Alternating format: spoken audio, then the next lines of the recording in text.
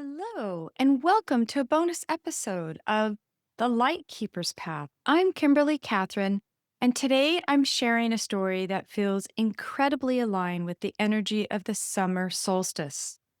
This is about a dating app experience, but it's not about dating, really. It's about boundaries, old patterns, and what happens when the universe hands you a mirror and says, "Are you sure you're ready for the next level?" Earlier this week, I connected with someone new. On the app, he seemed like a beautiful match: spiritual, grounded, triathlete, swimmer, kind, thoughtful, with shared life experiences. There was ease in our conversation, and at first, it felt like a clear yes. But soon, things began to shift. His plans were inconsistent. Our communication became vague. He mentioned back pain and needing an MRI, which I understood with compassion, but still, the energy felt scattered and unclear. When he canceled a plan, I felt relief. This was my cue. My body was speaking. It recognized the pattern before my mind could name it. This wasn't about him being wrong. It was about the energy. It mirrored what I experienced in my marriage: unpredictability, emotional ambiguity, and the subtle pull to accommodate. And in that moment, I felt the old program trying to activate. Be flexible. Be nice. Don't make things hard. Make it work. But this time, I didn't. I paused. I tuned in. I honored my plans. I communicated with kindness and clarity. I didn't chase. I didn't comfort. I didn't perform emotional labor to maintain a connection that hadn't rooted yet. And when he stopped responding, I didn't spiral. I simply saw it for what it was: a test, a reflection, a karmic loop that I no longer needed to step into. The next day, I went to a summer solstice gathering and received an oracle reading. The first card I pulled was the wastelands. Sustainability, slow down, tend to your garden. The second was the master manifester, a confirmation that I'm calling in exactly what aligns with who I've become. Later, in the center of a lavender labyrinth, while crystal bowls played, I had one of the most truly magical moments. The bees were buzzing gently all around me, working tirelessly, their energy humming through the air. The scent of lavender was rich and soothing. My friend played her crystal bowls with such tenderness. In that moment, I felt completely held by the earth. It was one of those solstice moments I'll never forget. A living meditation on harmony, presence, and the beauty of simply being. I invite you to reflect.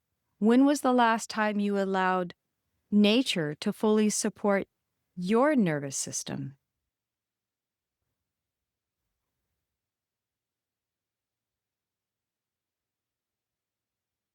These are the moments that reset our foundation and remind us of who we truly are. There, I pulled the Inner Earth Oracle card: base chakra, strength, and security, laying foundations. It hit me like lightning.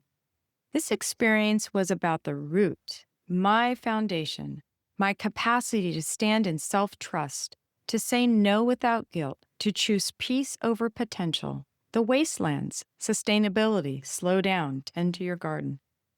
Master manifester, a confirmation that I'm calling in exactly what aligns with who I've become.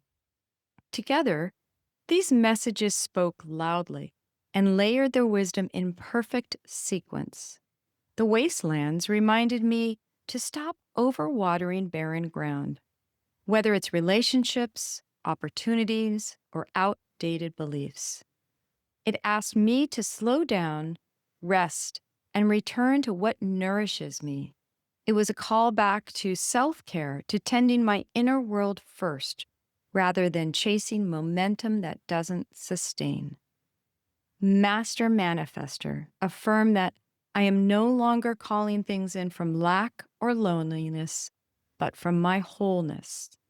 I've become someone who creates from alignment, not urgency, who no longer needs to be rescued or convinced because I already trust the divine timing of what's mine.